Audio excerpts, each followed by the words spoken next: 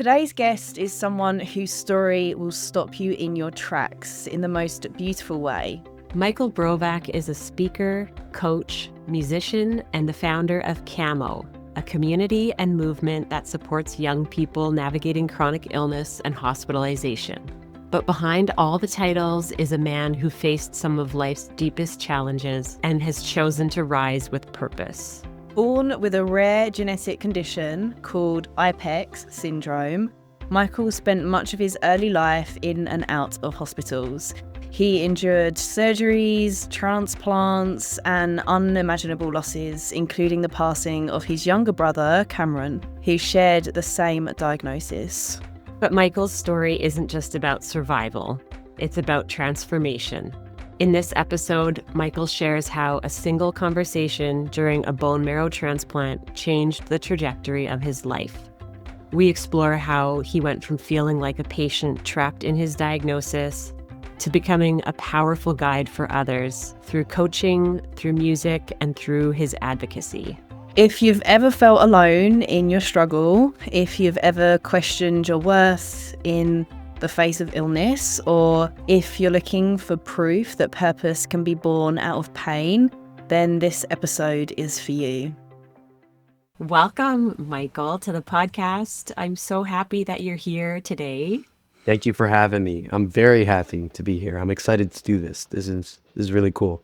As I was just saying, I think that you are a perfect guest for our podcast. I think that your story, your mission, everything you stand for is so perfectly aligned with what we do and what we believe in. And I'm really excited for our listeners to learn about you and where you came from. So, man, I guess if we start from the beginning, your story really started when you were born. 100%. Yeah. No, first of all, I just want to say agreed. I was very excited to see when you guys were doing this. And that's why I messaged you and I was happy that we could make this happen. And so to kind of get into like my intro, when I was born, my life experience basically consisted of just being in a hospital. So when I was born, I was diagnosed to a rare disease called IPEX syndrome. And so it was basically my immune system would attack itself and it had no memory. So anytime that your body, let's say, would get a flu or a sickness or a cold, your body naturally would develop antibodies and use the T cells and all these different things, not to get too sciencey, to basically prohibit your body from going into a deepening dysfunction. For myself, my body didn't have that. So unfortunately, up until I was about 18 years old, I had things like brain tumors, arthritis, kidney disease, liver disease, lung disease, 30 medications day and night. My existence basically consisted of either being in a hospital room or in my living room, or maybe the 10% of the time I would go to school, And so this whole idea of health and what really health means wasn't in my perception. I didn't know what health was because all I really dealt with was sickness. So that's kind of a quick intro into how I grew up. And then along this journey, my brother Cameron was born. And when he was born in 2005, we were 2 out of 50 cases worldwide with this genetic disease. So Wow. Cam and I were kind of teammates. And sadly, my little brother passed away when he was 10. And that's what motivated me and built me into the man I am today, and kind of like what I choose and desire to build and go forward with my purpose. Yeah. I know that Cameron's story is a huge part of your life now. Yes. And a huge part of what propels you forward. And that's just wild to me that, like you just said, health was never a part of your reality from the day you were born. Yeah. It was basically survival. Mm-hmm. Yeah. Yeah, it was, we didn't know what life was, to be honest. But because of that, our existence was very rich at times as well, because we didn't have an expectation, So I would always say, and my family would always say, like, we were a team. So, my dad and mom, when we were in the hospital, they were right beside us. Christmas time, my dad had to work, my mom was there. My mom needed a break, my dad would come, and then it was like my aunt and my uncle and my cousin, and all of us just kind of adapted to the circumstance that naturally we felt and we believed that would never change. So even though it sounds really crappy now, like looking back and coming out of it, it was pretty beautiful at times, you know, and it's definitely a unique perception to have when going through things like COVID and having a lot of people, you know, nowadays struggle with deficiencies and chronic illnesses and all this stuff. It's totally it's rich in that way because it's like full circle. Like you didn't take a day for granted. Like the next day was never promised, right? It's funny though, because like personally, I did take days for granted because it was like mentally and emotionally, I didn't want to be alive naturally.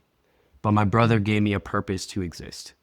So because my brother was around, there was like this teammate connection where that if we were suffering together, we could endure whatever came our way, right? And that's kind of what our family built our whole childhood off.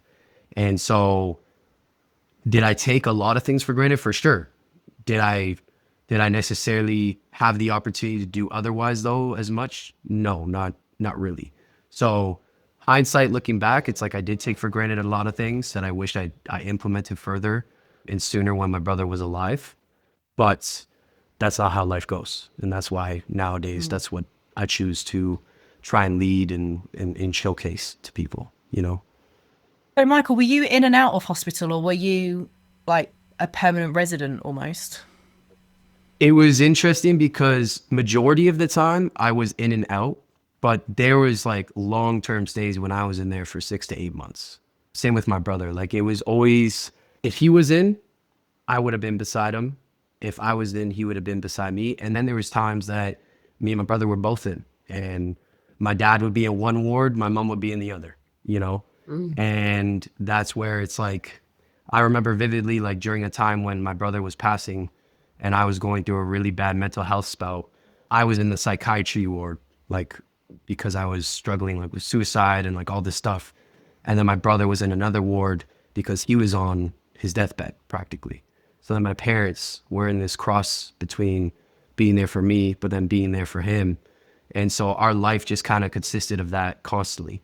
And so was I a permanent resident? Not necessarily, but I don't, when I talk about it, I don't declare the lifestyle of what it is to be a sick kid or someone who is ill as just being in the hospital. That is a day-to-day existence.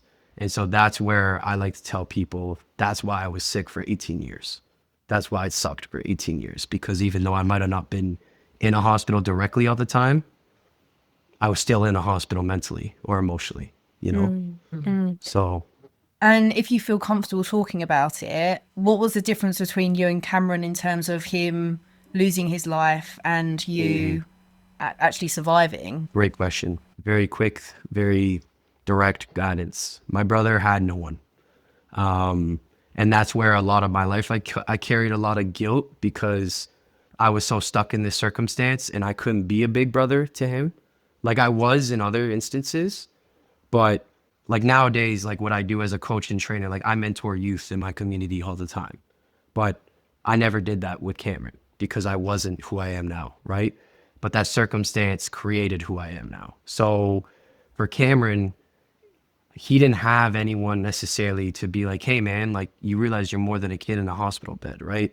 Or like, hey man, you know you want to go to the military. Well, that's very possible, right?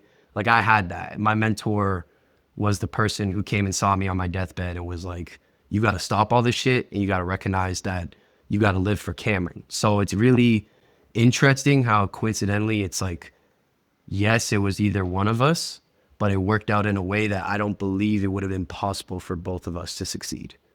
Because without Cameron passing, I would have never met my mentor and I wouldn't have put myself in such a detrimental circumstance. And if I was the one who passed, I don't believe my brother could make it without anyone to, you know, kind of guide or direct or be there for him. Because again, we were in the same roles, you know, so that's how I would explain that. Wow, that is so powerful. How did you meet Thank your you. mentor? Was he someone that you got connected? So, yeah, that's a good question. Okay, so little background. So my brother passed away in late 2015, early 2016. So at this point in time, I was about 15 years old, turning 16. And so I was very sick. Like I was very weak. Like I had kidney failure. I had this thing called nephrotic syndrome where basically you retain fluid. So your body isn't able to filter, salts and all these different things that your body naturally has to expose, right? So my organs and everything else was starting to fail. But what happened was after I saw my brother pass away, I quit. So I checked out. And I basically said to myself, like, okay, I'm next. Like this is what I have been put here to be, is just a sick kid and die, just like Cam. And I had this very deep victimhood mentality, which in my opinion, the medical system and being in a hospital, that is what it creates. That you as a child going through the system, and when you're subconscious and everything's developing, all you know is sickness. All you know is being something less than your circumstance. And I don't want to say that's intentionally by anyone or anything, but that's just the reality. And so for me, I got so much more sicker after Cam passed because of like I didn't take care of myself. I stopped eating, I stopped drinking, I stopped wanting to live. 2 weeks after Cam passed, I was in the hospital. Me and my parents had to go in the same ward that we just watched Cameron pass away for me to be admitted. Like I just quit. And what happened was the doctors approached me and they basically said, hey, we are not sure how much more life you have. Your kidneys are failing, and we saw what happened to your brother. And so there's this procedure called a bone marrow transplant. And so basically it was a 50-50 chance, live or die. You have to go in, they kill your old immune system with the hopes and aspiration that a new immune system or new white blood cell count from a donor will graft with your old one. So then there's transformation. The problem is during that time, you don't have any protection. So if you get a little cold, you're gone. You get a little bite by an insect or an infection or whatever, like you're gone. So you're in quarantine, you're on chemo, you don't have anything. So when everyone kind of was pushing me towards this direction and I made the choice because I was turning 18 to take this procedure, my mental state was, I don't want my parents to have to suffer the loss of their other son by suicide. So if I'm going to die, I'm going to go out in this transplant where I could be looked at as some sort of like, oh, he died fighting, but lo and behold, I didn't want to be there. And then this is where kind of like faith and everything comes in. When you're in the medical system and when you're in the hospital all the time, the lifestyle that creates is it costs a lot of money to be in that. You got to talk about food, you got to talk about transportation, gas. We were going from Hamilton to Toronto every day, so that's an hour and a half, 2 hour drive depending on traffic, right? And then of course when you're in that position, you got to buy Wi-Fi, you got to get subscription fees and all this. So we knew from the preparation our doctors gave us that we were going to be in this hospital circumstance for at least 6 to 8 months, isolated, quarantine, and really have no quality of life. So my aunt, who was like a second mother to me, made a GoFundMe page. And luckily, and thank God that we reached our goal within literally a week.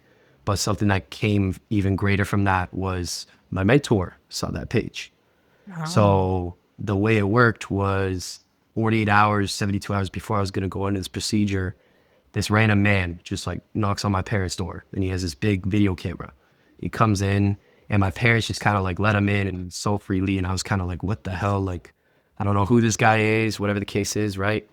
And he comes in, he puts a video camera on my kitchen dining table. I'm sitting across from him and he hits record. And the first question he asked me on camera was, have you ever thought about killing yourself? And that's how I met my mentor. Wow. So 72 hours before the procedure, and this random man and stranger who I didn't know just confronted the biggest belief error that I was going to go into this procedure to carry out. And so when he met me, he saw my values and he interacted with me as a human, which a lot of the time when you're a sick kid, you're not interacted with as a human. And you're looked at as just this kid that, is struggling. So you got to be comfortable and nice and make sure not to offend them and like all that stuff, right? Christian didn't give a shit. So he just came out guns blazing, first question. And then he was like, yo, I see you like sneakers, right? And I'm like, yeah. He's like, okay, well, how would you feel if like one day you come out with me and my friend Jordan and we do a dunk competition, or you judge or you get to play ball? Like, would you ever want to learn how to properly shoot? Like all these things, right? Pushing me, trajectorying me towards a goal. And so then that created the steps to like, he would check on me, he would text me, he would, he would come into times where like the catapult for change was when he made me realize that I was more than a kid in a hospital bed, right? So that's, I know I kind of went on a tangent there, but that's in a nutshell how I met Christian, my mentor. And you're still working with him today?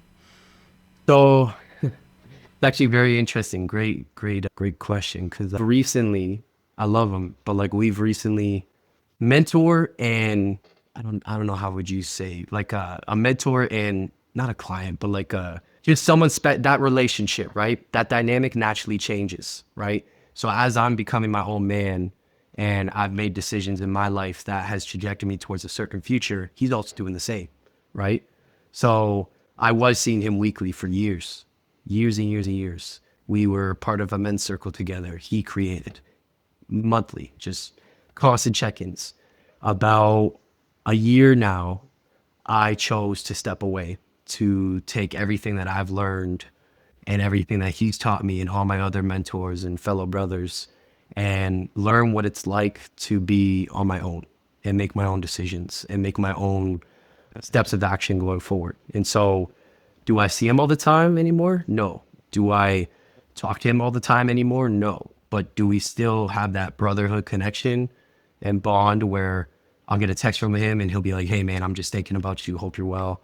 Vice versa. Yes, all the time. And what's beautiful is now he's finally taking initiative to go after his dreams and his projects rather than always helping others.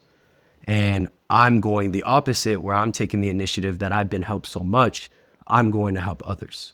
So it's this very interesting dynamic that's kind of shifted. So that's what I would say to that question. Michael, I love when you talk about how Christian helped change your perspective as far as what was possible for you and to see yourself as more than just a sick kid in a hospital bed. I know when we spoke before, you talked about how there really wasn't any expectations put on you when you were younger. I would love it if you talked about that a little bit more. For sure. No, that I actually love talking about that because it's the biggest I told you so feeling, when I talk about that, because you look at me now and you don't know a thing about my past. You would never assume I came from the circumstance I came from.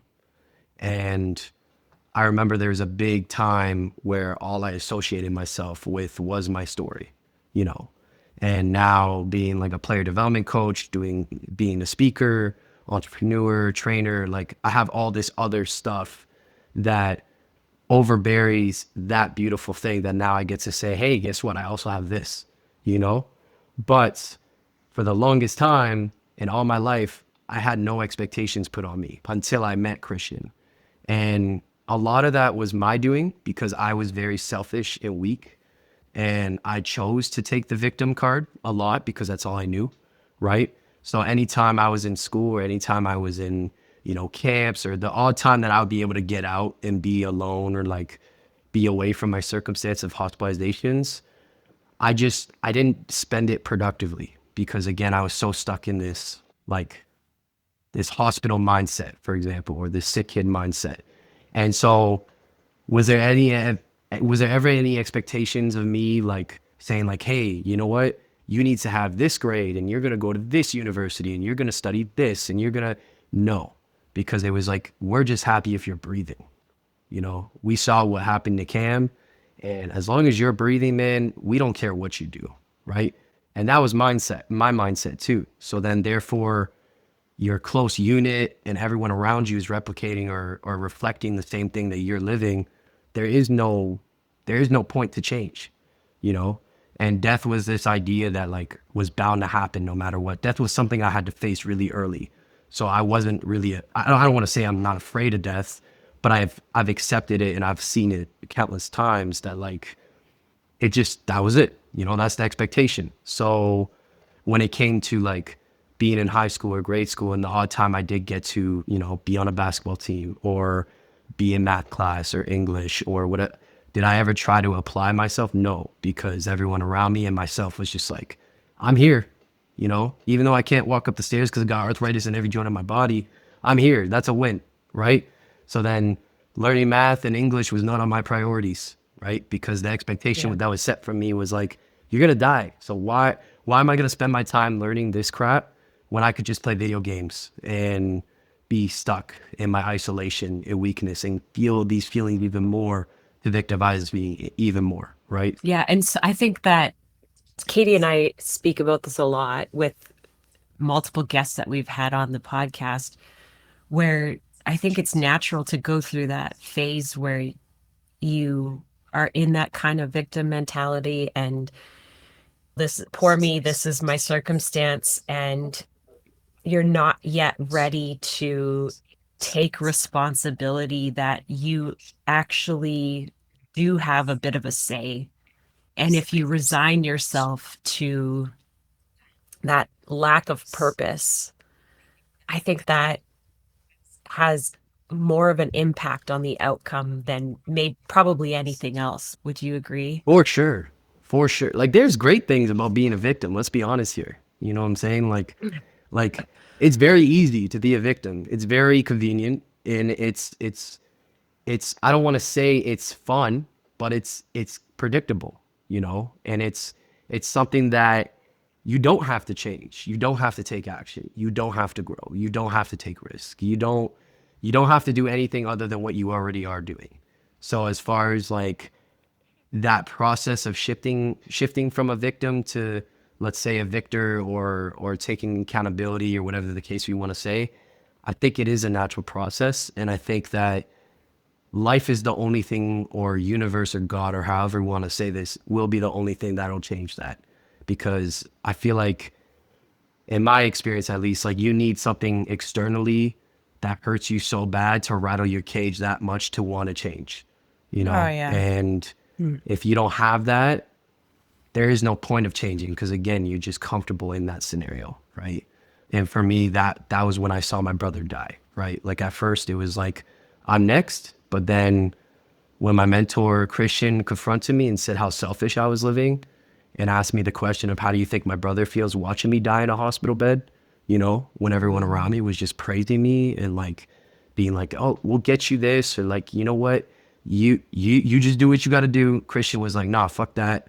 You are being selfish, and you got to think of him. How is he feeling when he's watching you dying right now? You know, that's the thing that rattled me the most. And that was the shift between looking at my circumstance of Cam dying as a victim, and then looking at someone who's going to take accountability and take charge and change. So once you That's how had I these would- mindset shifts through the help of Christian, did you go into Yeah. the bone marrow transplant in a much better place in terms of For sure. resilience and like wanting sure. it to work, and it actually being, well, obviously it was successful, right? It's funny because like, so the thing that was successful, and this is where a lot of people sometimes disagree with me, is because when you look at it at a medical perspective, you can think, okay, his system grafted, which means it accepted the cells, right? So then you can say that, okay, Michael's immune system is completely new, which means that's why he's got to where he is. That's false. The reason why it's false is because even when I was grafting in the bone marrow, I was still in a hospital. I was still dying. I was still suicidal, right? And so when we talk about the mental and mindset change that Christian and like those phrases and those questions and those hard reality checks created, that's what created the change. And so like, as far as like going through the procedure, oh, it sucked. But like I did it because I had a goal and I had a purpose to do it now. It wasn't like, okay, my purpose is I want this to kill me so I could be with my brother. It was like, no, fuck that. I want this to succeed and win so that when he's watching me, he's proud. You know what I'm saying? And then that's how everything just kind of manifested from that point forward, because it was like, okay, shit, now he's speaking at an event, or he's playing basketball for an hour without pain, or he's off all of his medications, or he's, you know, and that's to me the biggest thing that created the, let's say, the catalyst for change. I mean, it would be easy for people who are more lean on the evidence-based or the tangible, the physical, to say, well, it was the bone marrow transplant that saved your life. But I absolutely agree with you that it was your mindset change that Yes. saved your life. Because if Yes. you went into that with that same energy of, okay, I'm just doing this because my parents want me to, but I really deep down don't want to be here, Hmm. I feel like the outcome could have been really different. Or it was like, I didn't tell the story yet, but the way that I changed was I had lymphoma. So lymphoma is cancer of the lymph node, and that's a complication you get during transplant because, again, your body has no defense. So I had cellulitis, which was skin eating disease on my ankle, and then I had lymphoma. And what happened was one morning I woke up and I had a huge baseball on my neck, and I walk out and my parents are like, "What the hell?" Rush to the hospital. And I get in the operation room and they said to me, if you don't get this removed within 24 hours, you're dead tomorrow. You know what I'm saying? So it was at that point that it was like, oh shit, this is what I wanted and this is what's happening. This is reality, right? And then coincidentally, literally after I came out of the surgery, that's when Christian was there. That's when he asked me those tough questions. That's when he said to me, you're more than a kid in a hospital bed. That's when he challenged me. And when I was blaming my brother and blaming my circumstance for why I was sick, he looked at me and he said, how dare you? And he said, you need to be doing something to make him smile, right? So it was like, that's where I believe like faith or purpose or whatever we want to say comes into play, where it's like the uncontrollables sometimes just create your destiny. And I've had multiple different occasions being faced with death, especially during that time frame where like I should have been dead, but something kept me here, you know?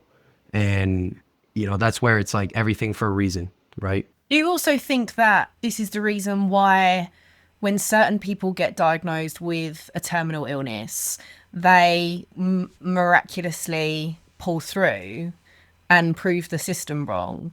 Do you believe sure. that it's kind of like the same process where they've gone through a psychological intervention and they've managed to get to this endpoint rather than, you know, just saying it's a miracle? 100%. I mean, okay, my beliefs are that, so there's this analogy that I learned. So like one of my mentors, Sean Croxton, he talks about this analogy called be, do, have.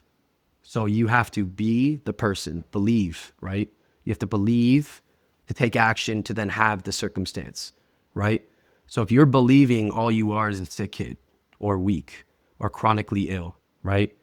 And then you're just doing whatever that leads, you're going to have sickness and ill and negative, you know, a negative circumstance. But when you frame that and you change it, for example, for me, where it's like, I'm going to be a coach, I'm going to be a speaker, I'm going to play basketball.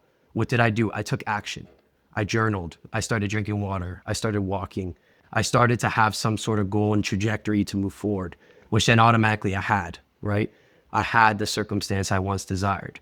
Now, the part where I believe it's like you have to kind of give it up to something you can't control is you can't guarantee, like there isn't a lot of, I'm very lucky. I'm very privileged to have had Christian come into my life.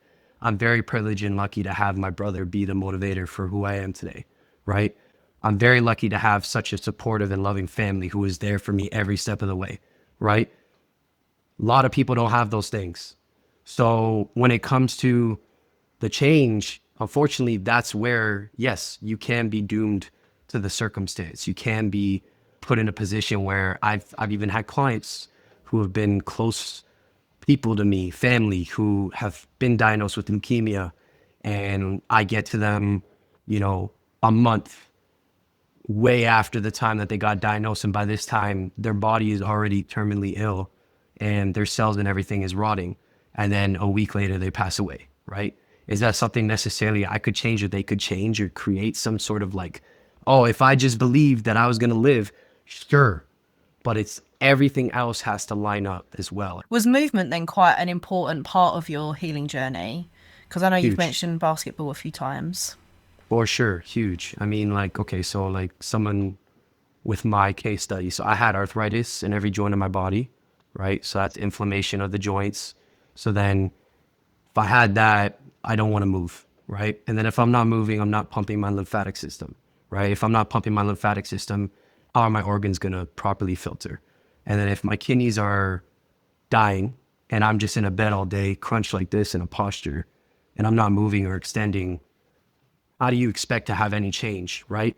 But going back to the last question is like, you have to do that shit, you know, like it's the patient's job to respond to the circumstance. It's the doctor and nurse's job to provide you with the response. So if you're not going to listen or if you're not going to do the things that you need to do, you can't be mad at the circumstance. So for me, it was like movement wise, I didn't move a lot of my life because of my arthritis. Then it was like I was 4'10", you know, and I always felt super insecure about that. And then it was like my kidneys and all these other, so I had nephrotic syndrome. So my ankles were like this because of water that was just piled up from not being able to filter, right? So then all of these things don't motivate you to move, right? But the thing that does is when you have no other option. So when Christian confronted me on all that shit, it was like, hey, you want to play basketball, you got to learn how to stand up, you know? Like if you want to play basketball and learn how to shoot, well, you got to be able to hold your own weight. So then what would I do? I would get up and I'd do glute bridges in my hospital bed, right? When I couldn't even walk. So glute bridges, activate the glutes and make sure everything's pumping, right? Then it's like, from there, I would walk from my hospital bed to the door. Then naturally I would take no wheelchair and I'd walk out the hall. And so just progressively on a movement scale, like that was a huge influence for me for my case study. Some people move all the time, but they eat like shit, you know? Or some people move all the time, eat great, but they don't sleep, right? Or some people don't drink enough water and they're not hydrated, but they eat, sleep, and you know, move to a certain extent properly, right? So it's like there's so much to take into consideration, and like some of the background that I've been able to learn from another mentor and where I'm actually licensed through the Czech Institute is you got to monitor your 4 doctors, which is Dr. Movement, Dr. Happy, Dr. Diet, and Dr. Quiet. And that's where the medical system, in my opinion, doesn't utilize these things because, well, let's be honest, a lot of these things don't make a lot of money, you know? And when this is the circumstance, it's like the things that are above even the people who care and actually give a shit to take care of you, they don't even have control over that. We talk about that all the time, don't we, Amanda? How healing is a multifaceted journey. It's not just one thing, you know. There's many 100%. things that have to be taken into account, and having that accountability for that person is, it's so important. For sure. No, and that's like, I mean, that's where I feel like a lot of people also generally like in just society get fitness messed up because they think fitness is just movement, right? But you really study fitness and movement and how your body responds, like with adrenals and cortisol and all these other things. It's like, no, you have to train every part of it, right? It's a lifestyle. It's not just one individual component. And you can't skip over the basics because I'm curious to know if people ask you, when people learn about your story and learn about your transformation, are they looking for you to tell them, if they were to ask the question, okay, what was the turning point, or what did you do to change your physical circumstance? And then you come out with something like, I drank water and moved my body more and focused on my mindset. I think people want to hear these really in-depth strategies that you use, because the medical system, they steer us in that direction, right? I feel like so much of treatment is about looking for that next breakthrough therapy or that next breakthrough drug. And if we're just skipping over the foundations, in my opinion, I don't think you're ever really going to get to be able to say that you have true health if you're not doing those things, if you're not addressing those 4 doctors like you just brought up. No, for sure. I totally agree. I mean, I think, like, even going back to what I said about money, it's like, what we got to understand is like, you are allowing those things to happen, right? Whether we like it or not, every circumstance we can be in, there is uncontrollable things that are put in place from years and years and years and years and years and years ago that you're automatically going to have to suffer the consequences of, right? But when it comes to the intentions and direct correlation in between these experts and people who actually want to help you, they do want to help you. You know what I'm saying? Like, they do have the intention, at least the majority of them, I would say at least 90% do give a shit about, they want you to succeed. They want you to win. And I've met some of the greatest people I've ever met have been in hospitals, doctors, physicians, nurses, right? But when it comes to the foundational principles, to me, I think it gets so lost in the fact that it's too simple. It's too simple. It's not, Yes. it's not complicated, Yes. right? It's like, how are you going to tell me that I have this rare disease where I'm like 1 out of 50 cases worldwide, and all you're going to tell me is drink more water, right? Or how are you going to tell me, you have arthritis? You reject it. You reject it Yes. because of its simplicity. Exactly, Yeah. because it's so delusional to you, because you're like, no, no, no, I'm this rare thing and it's so unique and I'm special and I'm, but again, that's where it's like the mental component comes into play, like your paradigms, your beliefs and all those things. And that's where I think the biggest problem is. And that's what I have seen at least creates actual transformation, because you have to believe, like again, you have to believe that you can overcome something before you overcome it.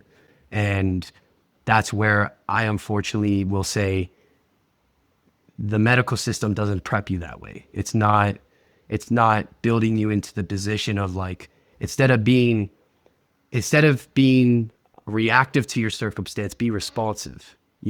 They give you the responses. They do a great job of that, but they don't tailor it to the psyche of what you're giving that response to, right? And someone who doesn't necessarily want to change or doesn't give a shit or doesn't believe that they can change, how are you going to get them to walk? How are you going to get them to eat better? How are you going to get them to, in some circumstance, get treatment, get surgeries, get, like all these things that take a great degree of your own decision making to make happen, and that's where I think at a base level, that's how I would explain the disconnect between simplicity and medical adversity. This is what makes me so mad about the medical system, because I have this client who's been poorly since he was a young kid, and since he became my client, he honestly has been doing amazing, and his mindset is just phenomenal, and he's been getting so much better. And he had a conversation with his medical practitioner about it, and he just shot every single thing down that he's been doing that has actually made a difference. And it completely destroyed his mindset again. And I'm just like, how can someone sit there as a medical practitioner and say that these things aren't working, what we've been speaking about, when clearly they have, because it's not some, intense, crazy medical intervention that he's put him through. And it makes me so mad, honestly. I feel you. And I mean, that, keep it simple, that's the 10%, right? So I talked about the 90% who are intentionally there to serve, provide, make you better, and do their job, right? But then there's the 10% that I've experienced are making it about them, right? And make it so that I'm the hero of their story. So then therefore I'm the one who prescribed you the meds, the treatments, the surgeries, which then you get successful or you don't because of me, right? When the simplicity factor of it is, oh, this is working, you're healthy, you're better, that's my job. We're doing this together, right? And that's, to keep it very simple, that's what I would say is the difference, is there is 90% of them in the field who I have seen and had the privilege of having in me and my brother's life. I would say up to at least 98% of the physicians and nurses and people who were in me and my brother's life for 18 years were absolutely amazing. They were phenomenal people, great-hearted people, always one of the best. But then, that 2-3%, I've experienced it. I'll tell you a really true story that happened to me right after I left the bone marrow. So like, I was still on 5 medications after my transplant. So I was on 30 at one point. Then I got down to 5. The 5 that were still on my list were some things like for psychiatry, kidneys, a vitamin, and then something else. There was like 2 more that were whatever. So I'm 20 years old. And for those who have been in the medical system, when you're 18, you changed the adult system, right? Naturally, you have to. So I find that in the adult system, it's harder to have empathy and compassion, because naturally you can logically say, okay, this person is 60, 70, 80, 90, right? Not to dismiss what they're going through, but then you compare that to sick kids where there's kids who are 2 years old, 3 years old dying. It's a way different scale, right? And so for me, I transferred over and I was the young guy in the hospital. And right away you feel the difference. Right away you feel the lack of that human connection aspect that I once had with my physicians and immunologists and stuff at Stick Kids, for example, right? So I go in, they're getting, an understanding of who I am, what I've done. They hear from the past physicians that took care of me, and they are talking to me about, you're doing so great. You look amazing. Your numbers are great. Your blood cell count's awesome. All this stuff, right? And you can even ask my mom about the story because she was directly impacted by it. Anyways, I go there and the doctors give me all this praise. They're like, okay, your kidneys are great, right? Which I'm on a medication for kidneys. So there's that. You're in the sun, you're getting vitamin D, right? So there's that. Then it's like, I forget the other meds on, but everything that I was on, like to combat symptoms, I was succeeding in, right? The kicker was, so I asked the physician, I go, okay, so you just told me, and you told my mom that I'm doing great, right? I said, what are the chances of me coming off those medications? I'm only on 5 now, right? I was on 30, I'm only on 5. And he looks at me and he says, honestly, we keep our patients on those for the rest of their life. My mom starts bawling her eyes out. I'm kind of like, okay, like I recognize it, right? Mom starts bawling her eyes out. She's like upset because she just wants this to stop for her son, right? And she's sick and tired of seeing this everlasting loop of like being shut down or having these setbacks when you feel like you're doing so good, right? So then I just take it to the chin, we leave, and I go to my mom's car with her, and my mom's, just calming down, and I'm like, taking it in or whatever. And I look at my mom and I said, Mom, I haven't been taking those meds for a year. And he just told me that I would need to take those for the rest of my life. I said, I wanted you to hear that because now you can fully believe me that I'm okay. Because the doctor just told you that all my numbers are good.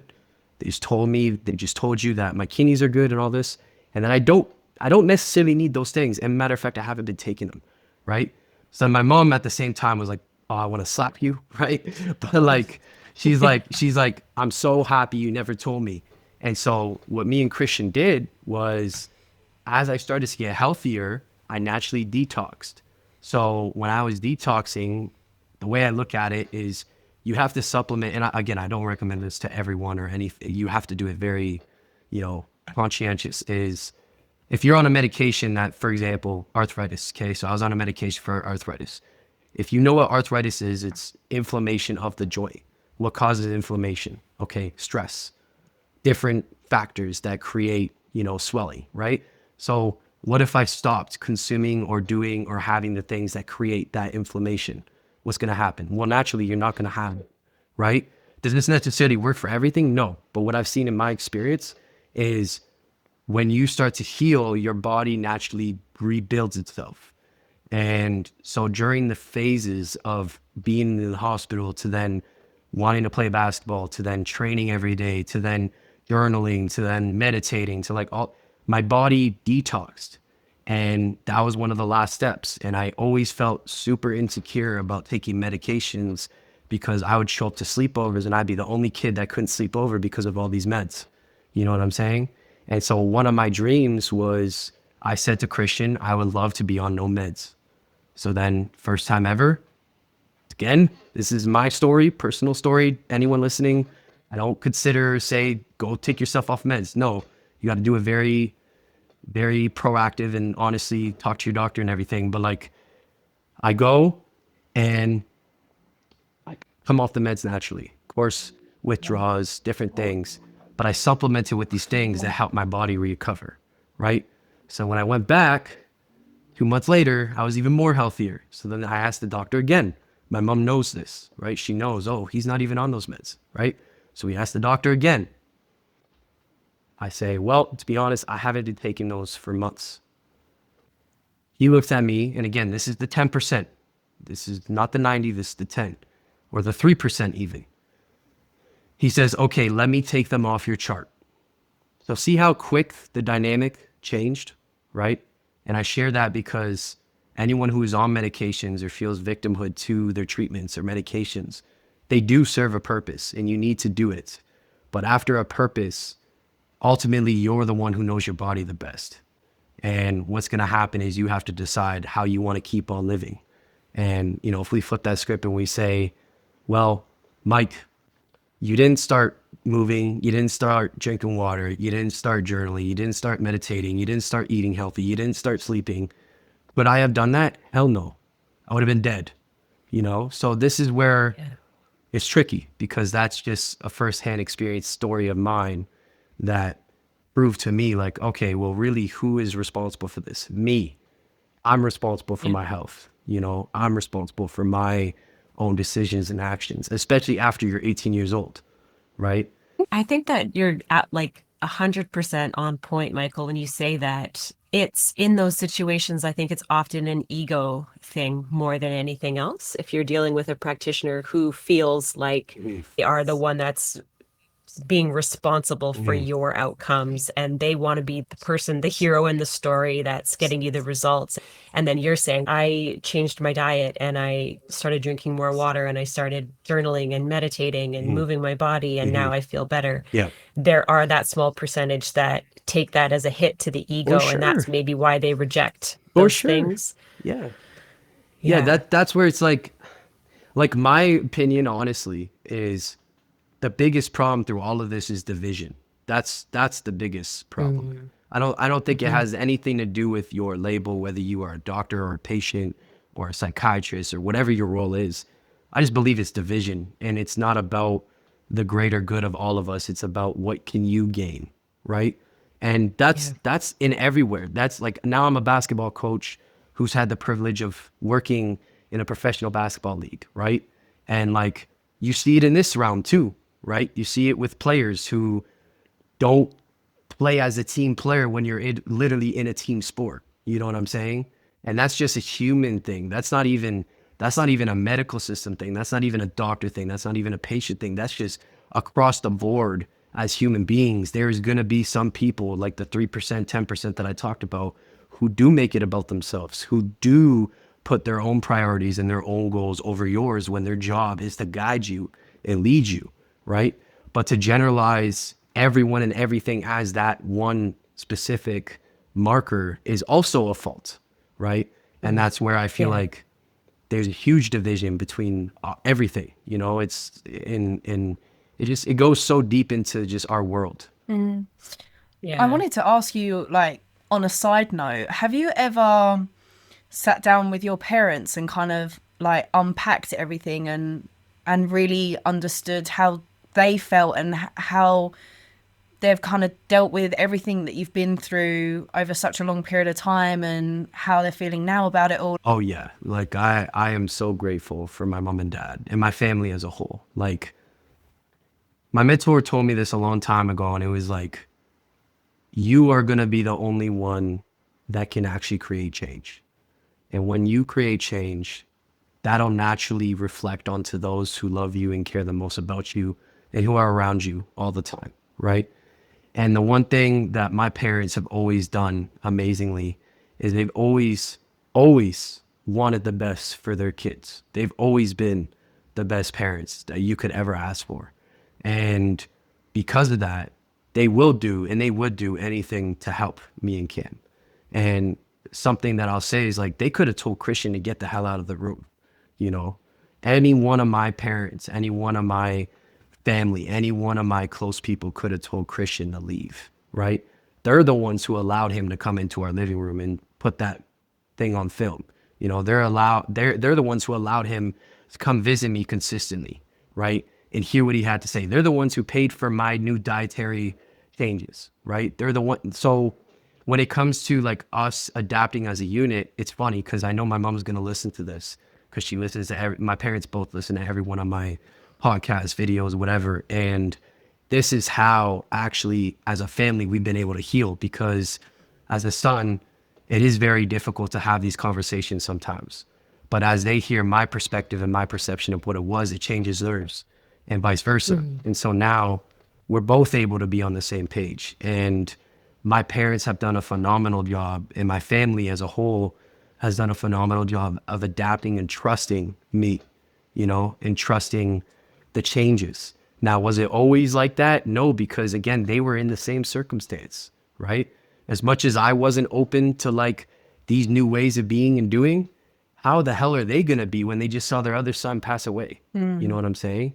And so the gratitude and grace and respect that I have for my parents, especially my mom and dad and my aunt and the people like my cousin and everyone who's been so close in my life, is none of them have walked away from it. You know, none of them have not have chosen to not be a part of my life. They've all chosen to adapt. And the conversations we're now able to have as a unit and, you know, create as a family is just, it's beautiful. And something that I aspire to do for my purpose with Camo is, as much as I'm here to support and help kids in hospitals, like my parents have a unique approach to helping parents, right? And being an example and lead for them. And so my dream is that one day as a family, we can all be this, you know, this massive change, you know? But for them, they're also on their own healing journeys, and they've had way more years than me of struggle, you know? And it's like, it's going to take them the time to do what I've done, but even in a longer term because of that, right? And that's something that they have always been super accountable for, despite like the story I told you about when first my mom was so paranoid about the medications, but then yet her son is now saying he's not on medications. You know what I'm saying? She could have told me to get out of the house. You know, she could have been like, you're insane. Like, I don't trust you. But no, she adapted. Same with my dad, right? Everyone adapted. They all trusted it. They all led within it. And that's how I would say we have these discussions and grow and be together. They must be extremely resilient individuals. Oh, very, very extremely. Yeah. I mean, that's one good thing. Like, one really good thing about our circumstances, like, you have to, you know, like, I mean, there was no option. We could have all, you know, I have no doubt that if I died too, my parents would have not been able to, you know, carry along. Right. And that's something that is a natural thing that I'm so thankful didn't happen. Right. But now we have this great purpose from that circumstance that develops resiliency and develops, you know, the perseverance that as a family unit you have to carry through. Right. So yeah, my parents and my aunt and my uncle and my cousin and my mentors and my friends and everyone who's been a part of this are so resilient to be able to, you know, stick with me. And shit, there's been some who haven't, you know, like there is some people who I can think that, you know, might have fell off the boat, right? Or chose to get off because it wasn't clear, right? But now it's a different story. Now it's, you know, it's interesting to watch happen. And, you know, hopefully that creates change in their lives, right? Yeah. So yeah. What would you say to someone who is going through chronic illness and they don't have that support network behind them to lean on? find it. I would say find it, and I would try, if I knew them, of course I would be that. But if there is no foundation for you, we live in a day and age now where there is social media, there is podcasts like this, there is internet, there is YouTube, there is Facebook, you know, it's way more easier to find help and look for what you seek than it has ever been. And being chronically ill, I actually did a speech on this at my hospital McMaster University, where my brother passed away and I grew up in, and it was about chronic illness. And what I said was, chronic illness can be illness or it can be a lifestyle change, because the word chronic means persisting over a long period of time. So consistency, right? If you take chronic and you look at illness, does it really have to be illness? No, it can be so many other things. And so, but that's your choice. That's your decision. Again, that comes to you being accountable for your actions and your decisions to look at that, right? And talk to your doctors, talk to your nurses, talk to your people you trust and do have, because even if you don't have family per se, your family is the nurses, your family is the doctors, your family is your friends, your family is the one person you chat with online, right? And if they don't support that, you got to find new. That's it. You know, but that's your decision, you know, and if you're stuck in it like I was, you're probably not going to take that leap until you have to. And it's either death or perseverance. There's no other way. Yeah. And that's basically the work that you're doing through Camo. Yes. I'd love for you to talk a little bit more about what Camo is, what you do, and how the inspiration for that foundation came about. For sure. No, thank you. I would love to talk about that. Yeah. So Camo, the reason why it's named Camo is my little brother's name was Cameron. And so Cameron wanted to be in the military when he was older. That was his dream. He fantasized, and his room, like, we had a wall of just Nerf guns. Like, and when I talk about like this kid's like accuracy and ability to shoot, and like, you know, he was 10 years old, and it's kind of scary that he could do that, you know, like it was very interesting. And like, he always gravitated towards that like military persona. Right. And so when Cameron passed, that's something that always stuck with me, is even though he was in the circumstance, he had that, right? He was like, his military was my basketball, right? And when I started to get healthy, naturally, when you get healthy and you start changing, you want to help others. I think it's just a natural thing, right? And so as I was transforming into now not just only being this like story, but also a guide, Christian guided me to take certain business courses and certain different, you know, read certain books and look into certain things. And the meaning behind camo is military. You think of camouflage, right? So camo, camouflage. And then our logo is the circle of life, because I believe in order for me to have come to where I am now and serve others in that circumstance, you have to go through the circle of life of losing Cam to then bring that forward to other kids and families, right? And so the way the name and everything came to be was one day, actually it was Christmas 2019, just before COVID.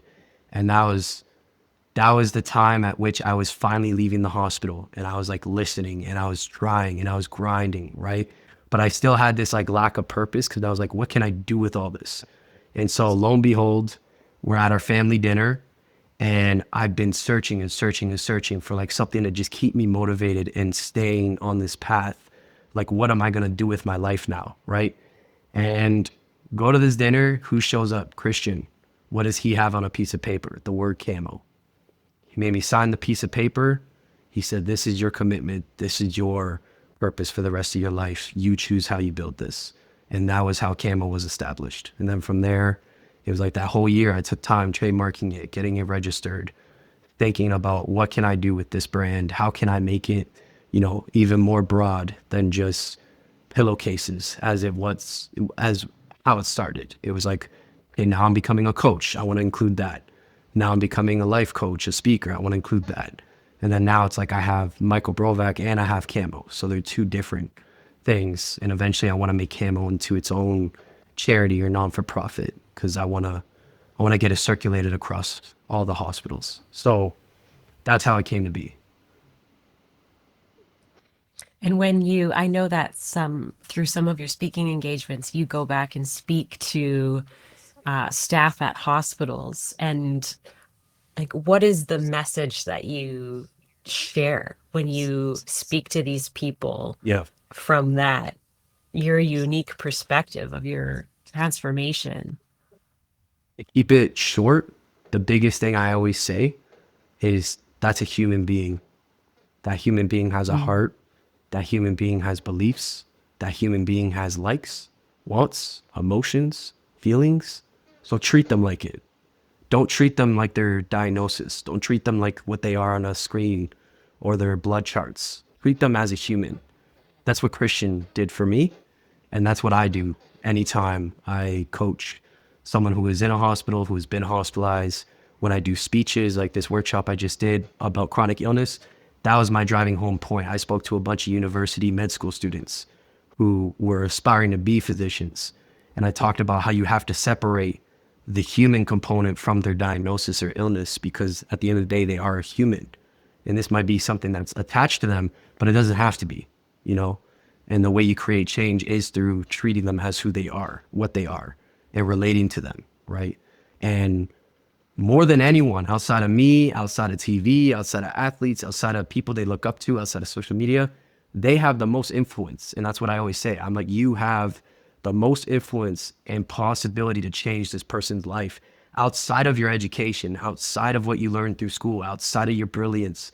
You just being a human being who they trust and depend on to guide them through this circumstance. That's all you need to be able to create some sort of or inspire some sort of transformation, along with the great resources and tools you may have that get you to that point. So that's what I would say in a nutshell. I try to replicate or explain or speak to any physicians or doctors or nurses or med school students or people who are in the system who care to listen to what I have to say. That's amazing. Thank you. And it's so important. Mhm. It absolutely, and Katie and I speak about this often, about how so often a person is handed a diagnosis or a prognosis, and they have the choice whether they're going to let that define them or not. And I think that educating doctors on how powerful that really is and what a big role that plays is really how we're going to evoke change from a top-down position in this medical system that we have. For sure. No, I always say too, like a word that I always use to describe them is, I say you are an authority. You are an authority position in their life. So therefore they have to listen to you. They have to hear what you have to say. So when you do talk, and when you do give advice, when you do offer your help, make it count, and that's where I think if people understood more about the human connection and component between a nurse to patient or doctor to patient or patient to patient or family or whatever we want to say, is like, at the end of all this, we're just all human, we're all human and we're all looking for the same things. So why don't we utilize those things that brought us to this point? That's how I see it. We've talked a lot about the hospital and medical system and treatments and like the lifestyle side of things. I think we could kind of shift into like, okay, with knowing all of this, where do you take it? All these shifts and changes and examples and ideas. It's like, how do you go forward with it, right? You have to be willing to have an open mind to accept these things. But when you accept these things, you have to also be willing to take action on those things. And when you take action, that's how it creates the reality that you then live.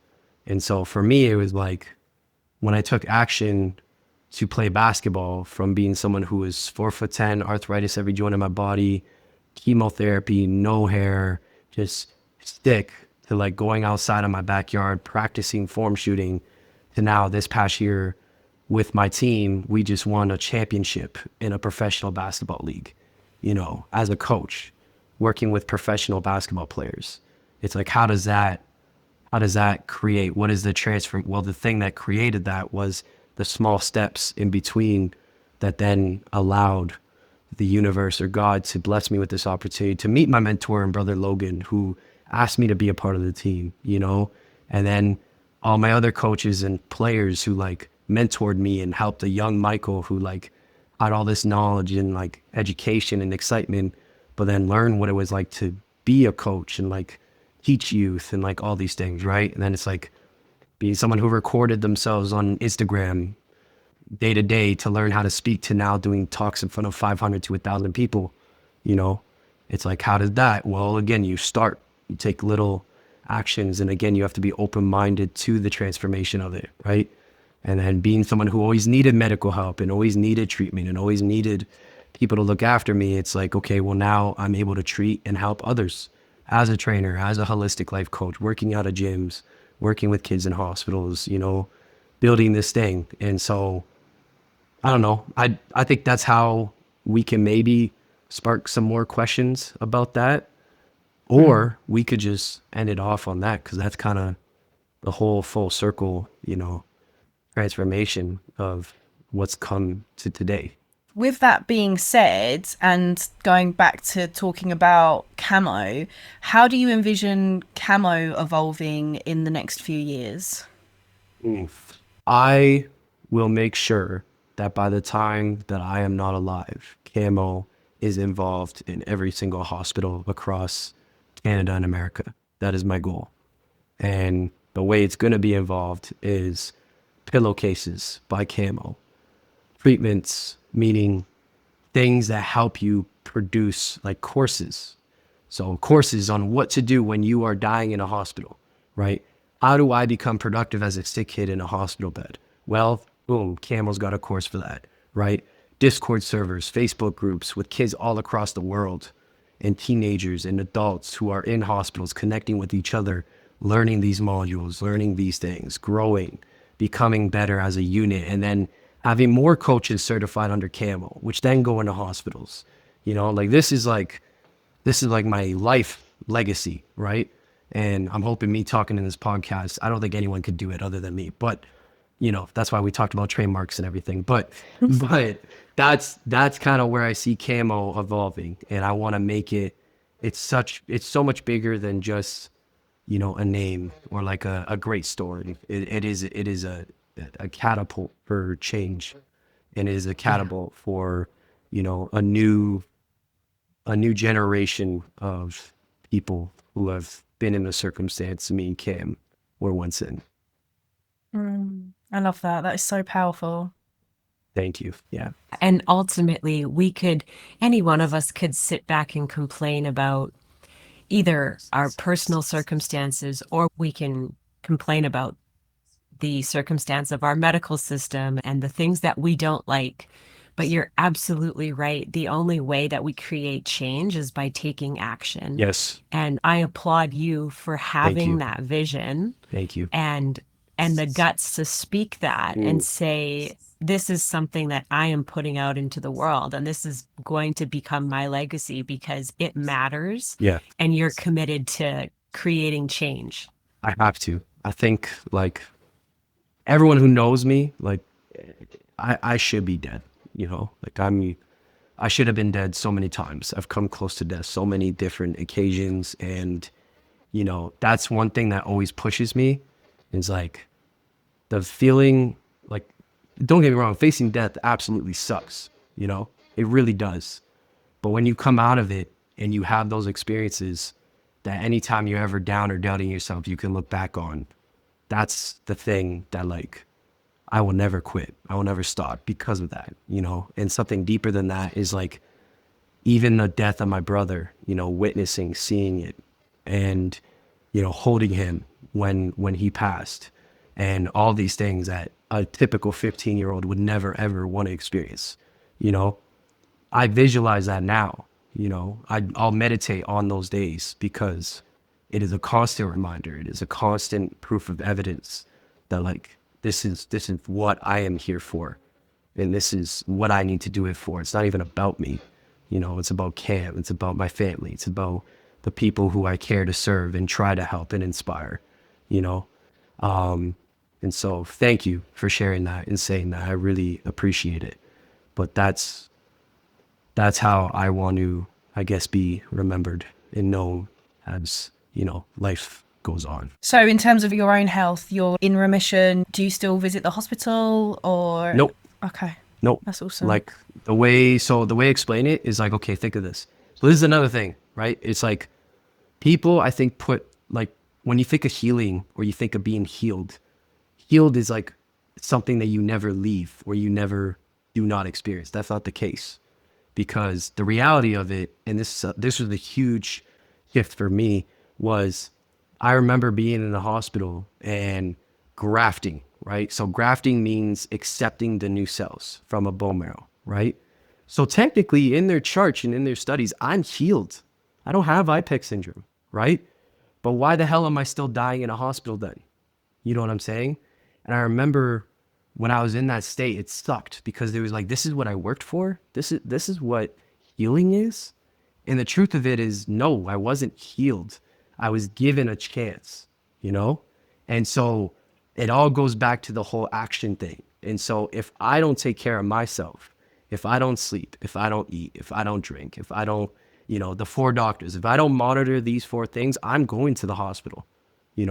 They're like, my friends always joke around with me, and they know, like, I just had a trip where I did a speech in Burlington, and then I went to see 2 of my best friends in Edmonton and Calgary. Now, you got plane rides, you got hotels, you got lack of nutrition, lack of sleep, all this shit, right? The first 24 hours sucked. And my friend was so worried about me because here I am in this hotel room, not slept, not drank, not healthy. And I'm coughing and I'm mucusy and I'm like, I see like I need to go to the, he was freaking out, but I'm like, dude, no, this is what I pay for. Like I made this choice and now this is what I have to do. And I told you that, I can't go to the gym after this 8-hour, 4-hour plane ride because I need to sleep. And if I go to the gym and I exert more, I'm going to get sick. Right. So it's like my lifestyle now is just constant accountability. And if I'm not constantly accountable, I pay for it. And that's where, being an example for kids or people who look up to me or like patients and people who I aspire to impact is like, just because you might graft or you might get healed or you might feel better doesn't mean you're actually healed. It just means you're in the natural state that you're living, and our bodies are these things that take hits and impact over time and time and time again, that naturally as you age and as you get older, your shit will break down, but you have to take action to monitor it, right? For me, I've just been in this circumstance where I'm 24 years old, but like I have the body of probably a 65-year-old, with all the stress and issues that I've had on my organs and different problems that I've had. So then that means I have to show up as if I was a 65-year-old and, monitoring that. I can't just go party and drink and all that shit that most kids my age are doing, and that's, it's a blessing. It's a blessing because it keeps me, it monitors me. It sucks. Fuck, it sucks. Like, I mean, I wish I could do majority of that shit, but it's like, the moment I do, I'm like, I hate it. Like even we just won our championship and I was partying with the guys, celebrating. I told the guys all season, I'm like, I'm not going out with you during the season. When we win the championship, I will, right? And then I do it and I'm out of remission for like 2 weeks because I spent 4 nights out to 4 a.m. You know what I'm saying? And that's just a reality and that's what I accept, So that's how I would explain my health now. And then like as like a logistic standpoint, it's like I'm on 0 medications. The only time I go to a hospital is to help others. I haven't had a surgery or anything like that within the last, I want to say 4 or 5 years. I haven't been admitted in the hospital over probably 4 or 5 years. I've had hiccups, I've had checkups, I've had, but again, that's me being reminded, slow down, right? Relax. Yeah. So that's. Yeah, it's a constant, your body likes to be in homeostasis and there's always going to be things that kind of upset that. And so Yes. it's like a readjustment. 100%. And Much. it's funny that you bring up travel because travel is one of my greatest loves in life. I love to travel, but it's also a trigger for me. It's also stress. It also disrupts my balance. For sure. And then I pay for it afterwards. Yeah. So yeah. No, you get it. It's exactly, and that's like, I actually like it a lot more, because I mean, if I got this way because of a bone marrow, everyone would be taking bone marrows. You know what I'm saying? Like, Yeah. that's what my mentor said to me a long time ago, because I did believe at one point that the reason I was successful, because again, I was taught all through my life, like it's all about medications and surgeries and all. Again, they have a place, but they're not the thing that's going to ultimately change you, right? And I remember my mentor was like, okay, well, if that's the case, why isn't every other patient of theirs alive? Why isn't every other patient of theirs doing what you're doing? Yeah. What's the disconnect, right? And I was like, and then that gives me confidence, because that's like, oh shit, you know what? I have earned this, right? This isn't just given to me. And then that's where it's like I do deep reflecting and I'm like, oh yeah, when I was grafted, I was still dying in a hospital. So it's like, not to shit on that, but it's like, that's just the reality. It's like, what are you going to do from that? Right. It's the prolonging of it all. Right. So yeah, Yeah, you have gone through the ultimate journey of learning how to tune into your body, which is so Yes, beautiful. it is. And I'm so grateful for it. It sucks at times. It's tough. I get angry sometimes because I'm like, fuck, I wish I could, do this, or I could go here, or I could be this, or I could, but then it's like, nope, reminder, reminder, reminder. You're different, Mike. You're different. You got to, you're different for a reason. That's it. That's all it is. Right. So you adapt. Yeah. Help the people. I Yes. kind of think that a person that endures more struggle in their life is maybe just made for a bigger purpose. Maybe those struggles were there to test you early For on so sure. that you could rise to For sure. a bigger mission. For sure. Like I hope like honestly, my biggest thing is like anytime I do a speech, and it's funny because like even my best friends who are like my videographers, they come out to every speech. They come out to every event, right? So they've heard me say this thing so many times, right? And to them, it's like repetitive because it's like, we know you, we've heard this, right? But then someone hears it for the first time, it's like, holy crap, right? And so like my whole goal is like when I do it and when I do share, when I do episodes like this, or when I, do talks, is like, if that initial reaction is like, holy crap, if he can do that, what am I capable of? That's all I care about.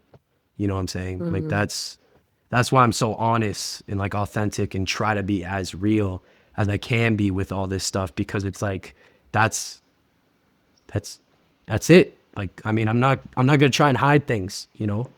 And a big part of my life I was ashamed and guilted and like all these things, and it's like I'm just gonna try and be as transparent and open and honest as I can be.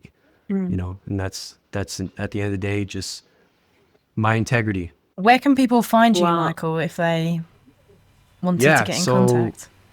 you guys can find me at Michael Brovac on all social medias. So I know my last name kind of sounds a bit iffy, but it's Brovac. Then you can find me at my websites, camo.ca. And you can find me at my other website, michaelbrovac.ca. And honestly, if you just Google my name, a lot of things will pop up.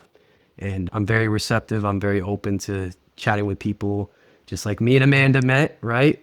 And that's how this all comes to be. So if anyone wants to reach out, chat, hang out, have a discussion about this, I'm more than open. So look forward to hearing from you guys. thank you so much for being here today and for being so open and sharing so honestly about your story. And it really is making a big impact in the world. So thank Mm, you for the work that you're doing on all levels, mm, on your speaking and your camo initiatives and just the human being that you are. Thank Yes, you. thank you. I really, no, I really appreciate you girls, because like, I mean, without you guys offering me this platform for even taking the time to talk to me, none of this gets out.